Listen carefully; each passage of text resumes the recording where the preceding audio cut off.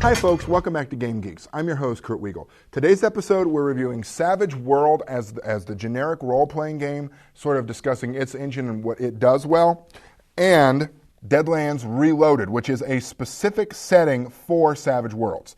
Most of the art you'll see in this review is from this book itself, which is the Deadlands Book. The current edition of Savage Worlds that you can get your hands on is called the Explorer's Edition. It is a smaller book than these larger standard size. It's also very thin. It cuts away a lot. It just gives you the core rules and sort of some ideas of what to do with it. And it's also retails for about $10. So if you want to get your hands on it to see some of what you can do with it, it's a great way for an entry into the system. So let's go ahead and talk about it. Savage World is known for fast, furious, fun. It's sort of its moniker, explanation points all along the way. What it really does well is it speeds up a lot of task resolution and combat. It allows for very little game master bookkeeping and keeping up with stats and character sheets for the game master's characters. And it allows combats to flow very quickly. For example, initiative is based on cards. You deal out a series of cards to everyone, you turn them over, you go high to low. Jokers allow for multiple actions, then things get reshuffled. What it does is it really divorces attributes and some of what's about your character from initiative, but it does speed things up a bit because it's real easy to just flip over your card.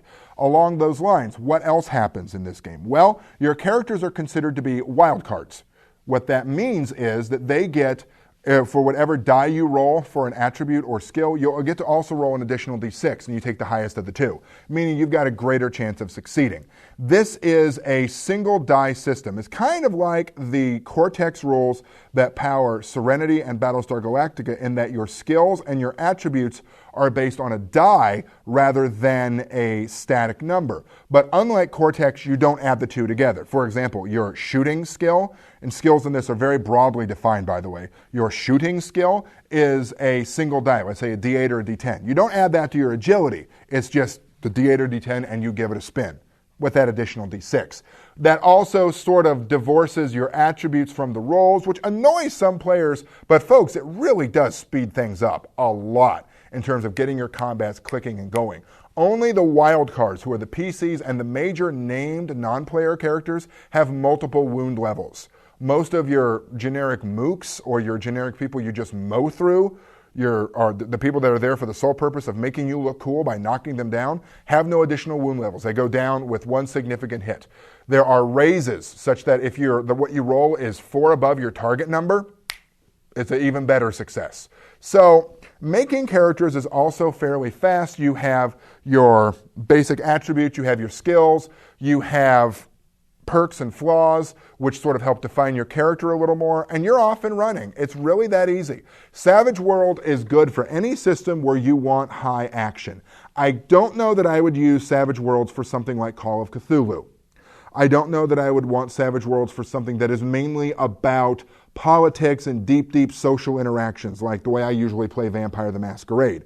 But if you want something that has a certain cinematic feel to it, if you want something that has a certain amount of energy and fast moving, almost any pulp game can be played well through Savage Worlds. It also plays well with fantasy, certain types of science fiction. I think Serenity or Firefly would do great through Savage Worlds. There are a lot of homemade conversions using Savage Worlds for other settings. For example, there's a really good Star Wars conversion out there that I've seen. A Battlestar. Are these official licensed products? No, but they're really good if you want to get your hands on them and take a look. Now let's talk about Deadlands. Deadlands is a game that's been around for quite a while, and it's touted as the Weird West. This is a Western game seen through a very twisted lens. Essentially, as the Civil War was grinding on, something went horribly wrong, and that something's buried deep in the backstory, and I don't want to give it away. The Civil War never really ended, so most of the West has become tainted with some really dark arcane energy. So you have the undead shambling around. You have monsters. You have a lot of standard monsters that have some real changes. For example, the Timber Rattler is now this giant worm a la Tremors that can come after you. there is a really neat setting that one of the cooler things about it is the magic in this. One of the magic systems are the Hex Slingers or the Hucksters, that basically when you try to do a spell and you have to really dig into yourself to do it, you play a brief game of poker with the spirit guide you have on the other side. And if you win, you get to do it. And if you lose, bad things happen to you. This is, as I said, a reprint of the established Deadlands world. It did not start out using Savage Worlds. It had a different system. This is sort of, well, honestly, reloading it for use with the Savage World system. I really groove on Savage World. It looks really awesome. It plays fast. It's really good for action-type games. It really fits this sort of genre well. Now, along these lines, there are several of these weird worlds, sort of settings you can use for Savage Worlds. They're called plot point games or savage games. There's Necessary Evil, where all the superheroes were destroyed and you play the supervillain, so you still got to stay on the dark side, but you got to try to help the world in the process. There is some coming out in the near future. There's Slipstream, which is sort of your Flash Gordon era science fiction. There's Sundered Skies, which is a fantasy game, but it's set after an apocalypse and most of the world has fallen away to avoid except for certain big chunks that the game is set on. I like Savage Worlds. If you want a game that is quick, that has a really fast, furious fun resolution system, gives you enough detail to make it interesting, but not so much that it bogs you down, you could very easily use this for mass combats, as well as you could, say, miniatures battles. It works really nicely.